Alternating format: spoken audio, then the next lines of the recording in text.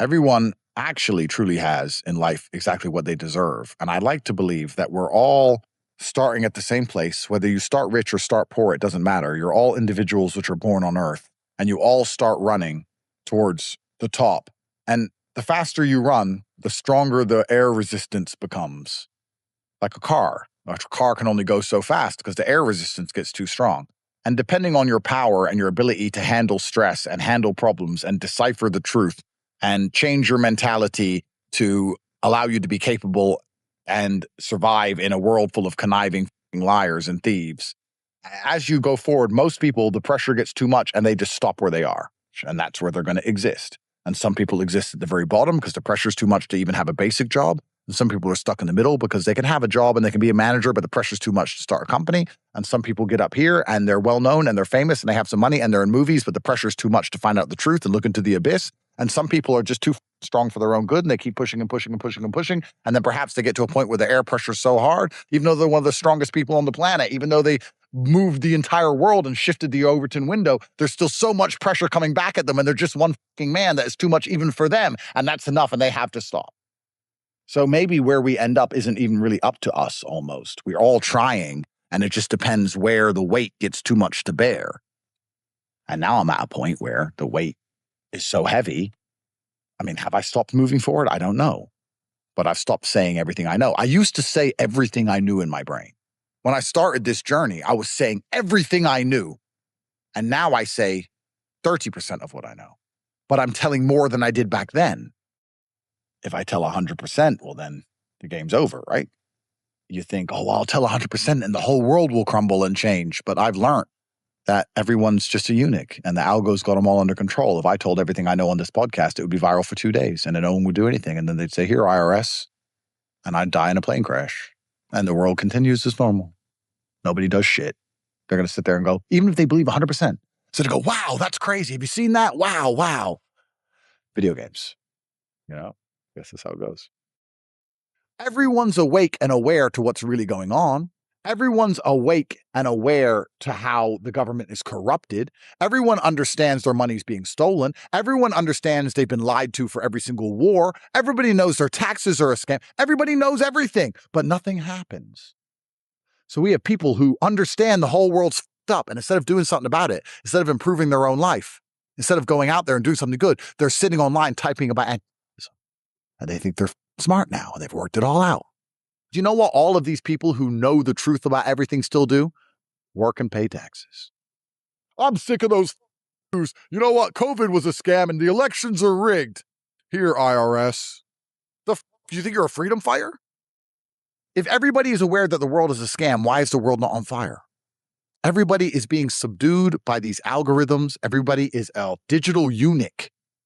The most revolutionary man you can find and you can name spends most of his time scrolling, bro. Oh, yeah, I'm a freedom fighter. Da, da, da, da. Watch him get bored for 5 minutes. What's he going to do? Scroll TikTok or play a video game. Truthfully, amongst all the shit I've seen and all the shit I know, I've only ever pushed one message. And it's the message that I've come to because I believe that since the dawn of time, every single generation has believed the world is ending. We can't pretend that we don't feel like the world is currently ending because we do. But we can't believe that the people in World War II didn't feel like the world was ending. Imagine when the barbarians bust through the gates of Rome for the first time. The world is over. The world is ending. The world will never recover. But the world limps forward and new empires are built and everything seems to come back and then it's all destroyed again and then it comes back. It's the circle of life. So every single generation has believed the world is ending. And it seems that in my simplification of all of these hyper complicated historical events, the only thing that's ever resisted enslavement or built a society worth living in has been bands of brothers, of good men who stick together, who are brave. The reason I push masculinity is not because I'm trying to be the world's biggest tough guy. It's because I actually believe it is resisting to the enslavement. I think that a bunch of men who say, we're not afraid of you, make me scared. You can't. I don't care what you say I should do. I don't want to do it. If you were in Vienna when the Mongols turned up, imagine people from 4,000 miles away on horses that look completely different to you, and they're there to kill all your women and murder everybody and set the whole place on fire. The only resistance was you and your boys getting swords and saying no.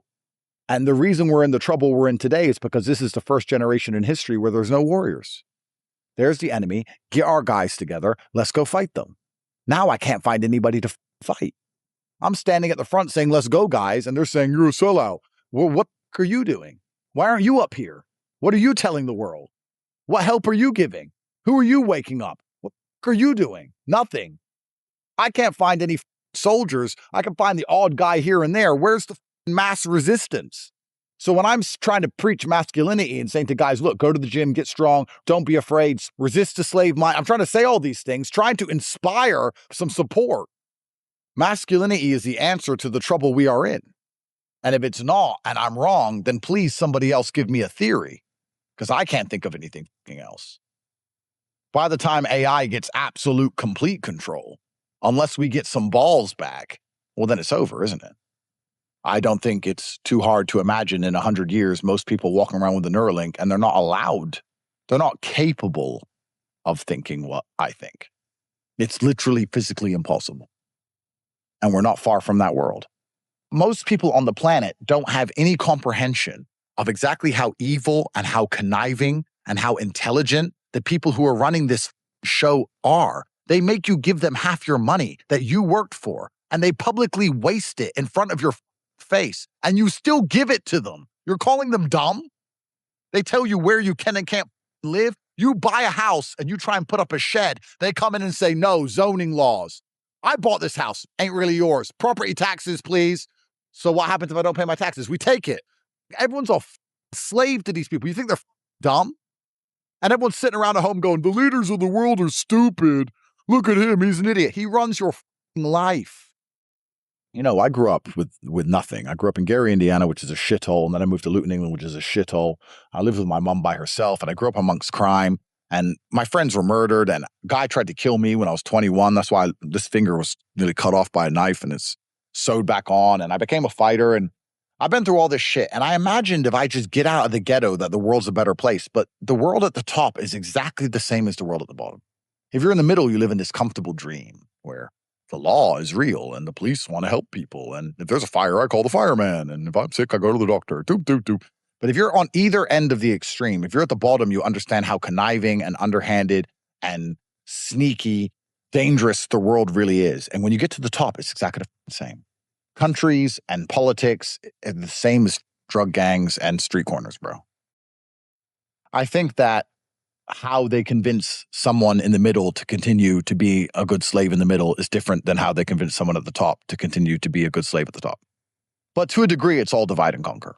I'd say in the middle, they try very hard to make the Republicans hate the Democrats, the whites hate the blacks. They push feminism so that men and women hate each other. They try very hard to create divide. And at the top, they unify you in elitism and create the divide between you and everyone below you.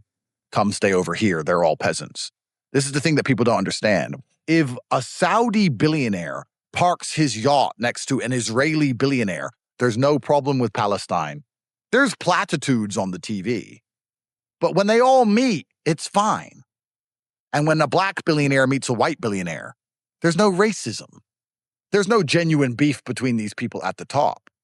It's like World War II in Stalingrad, which was the most heinous and probably most destructive battle of the entire war, and all these people died. But when the Germans surrendered, when Paulus surrendered to Zhukov, he went for dinner. At the bottom, they shoot each other in the face, but the generals is a bit different. You all have a nice dinner and you talk about it. So at the top, instead of trying to divide you against other people at the top, they just point out to you that everyone below you is a piece of shit. And this is why the elites manage to stay the elite. And the elites aren't often people you can name. They're just families which control and own everything. I have this habit. I try and find things to buy because there's actually nothing to buy, but I'm still like from the streets. So I'm like, I need to buy stuff. So I like go on these really expensive auctions and try and like buy diamonds and buy shit. And the most expensive things you can buy is art, but maybe I'm just not sophisticated. Art doesn't do it for me. But I watch these auctions live from my laptop with $10 million loaded up in some account to just spunk on crack. And I watch people buy paintings for like $42 million. And then it says buyer anonymous. There are people every day spending hundreds of millions of dollars on a painting, and they don't even want to flex it. They don't even want to show it off. They're like, you know what? Don't even tell anyone. Just put it in the hall. These people rule the fucking world. Everything, every idea in your mind that you're holding, everything you're thinking about, everything you believe to be good or bad or true or false, or the version of history, or everything that's being promoted by the system, everything you're told to do, you need to sit down and go, why do they want me to believe this? You have to allow manipulation to find out where your enemy wants you to go, then use your mind to break the trap and punish the perpetrators. Every single idea is Trojan horsed.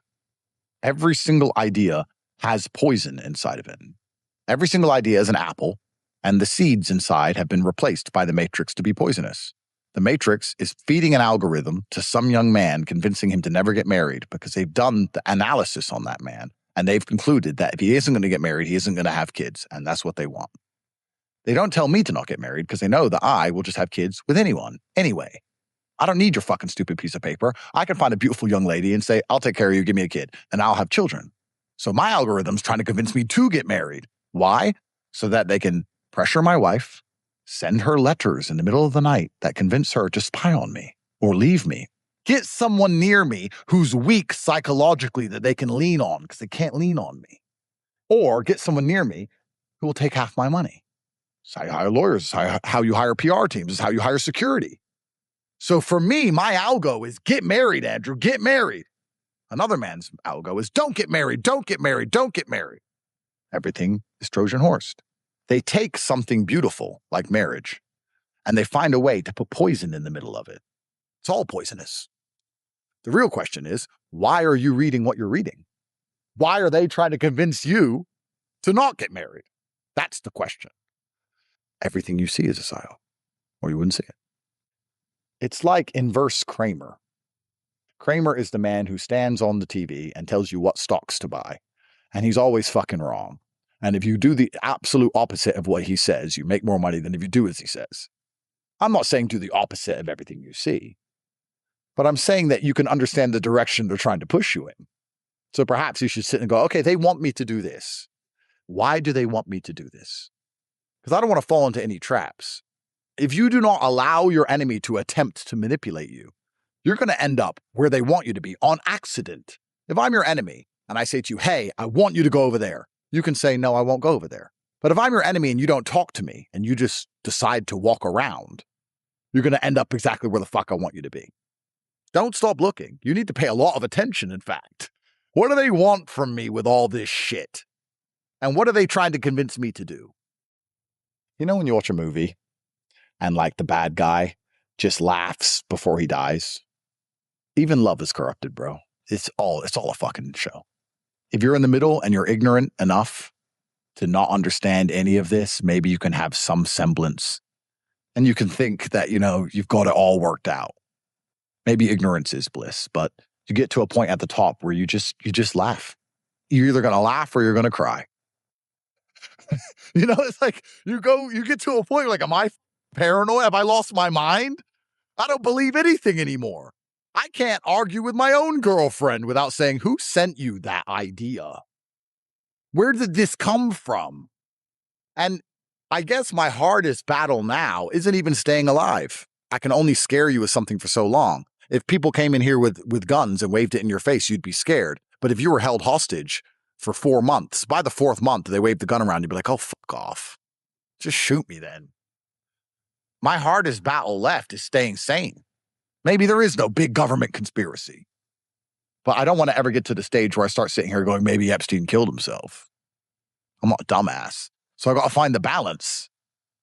I don't feel like my life is boring in any regard.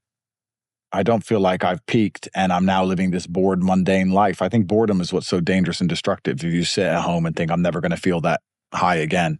In fact, my problem is very much the opposite. My problem is that I feel too high all of the time. I have anxiety all of the time.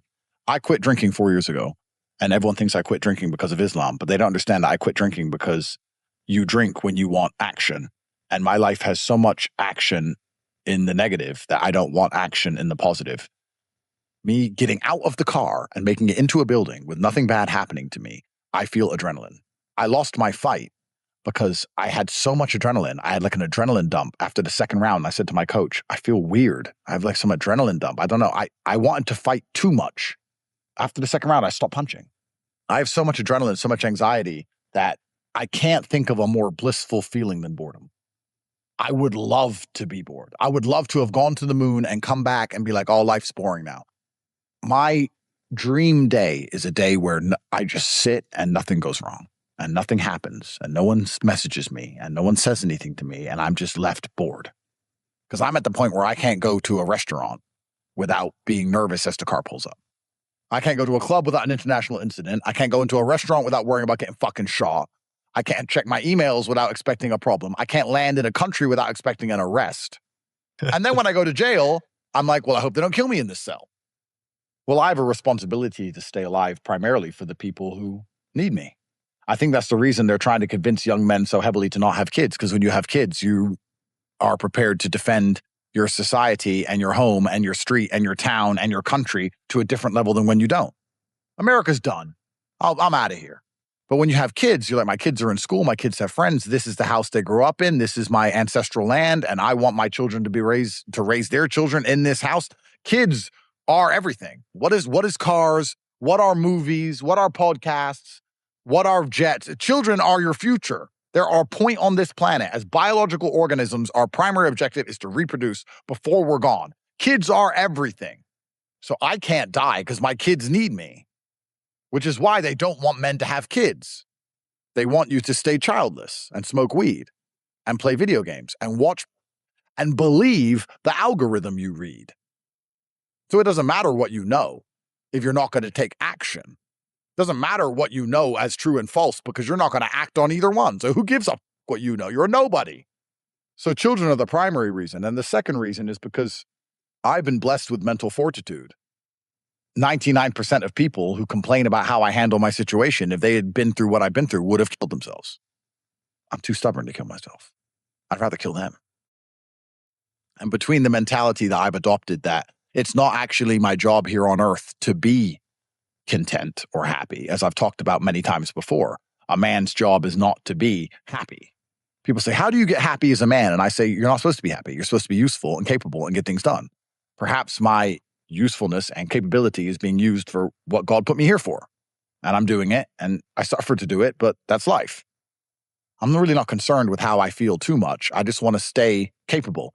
I'm not concerned with the fact that I might be paranoid because I don't want to feel paranoid. I just don't want to lose my ability to be competent and decipher reality in real time. I don't want to lose my edge. I want to stay able to do what I know I can do. I don't want to lose my capability more than I'm worried about how I feel. If you were to say to me, Andrew, you're going to feel 100 times worse, but you're going to know 100 times more, I'd take it. It's like, good. I'm sure there's a lot I don't know, but I probably know enough. I would say maybe 50% of my puzzle is missing, but I can see what the picture is. And it's not too hard to fill in the gaps, and maybe they haven't confirmed it to me. I've gone too far to choose the ignorance is bliss path. I can't say, make me dumb and hide me from the truth and I'll feel happier. I've given up on the idea of happy long, long ago. Without trying to sound juvenile or try to sound shallow or empty, I know this is going to sound crazy. By the time I've thought about all I need to think about, by the time I've avoided all the traps, by the time I've got done what I need to get done, I'm not happy or sad. I am busy. I'm busy. I don't know how else to explain it. I'm busy. How do you feel? I'm busy. That's the only way I can explain it. Spiritually, I think I feel needed. And I think as long as a man feels needed, he's going to find what he needs to provide. Men need to feel needed. We want to feel wanted. We want women to want us. We want people to look up to us. We want to feel respected. We want people to know that we're providing for them and we want to feel like they appreciate it. And I'm lucky enough to have a big enough life where hundreds of people need me. And that's enough to keep me trying. There are obviously benefits to mass financial capability. And the benefits come by proxy, which is taking care of other people, as I just described. A lot of people, I think, who make a lot of money don't really ever see the abyss because they sell out long before the abyss is presented to them. I could have avoided all these things and not said anything I've said and not know any of it if I took the money long ago.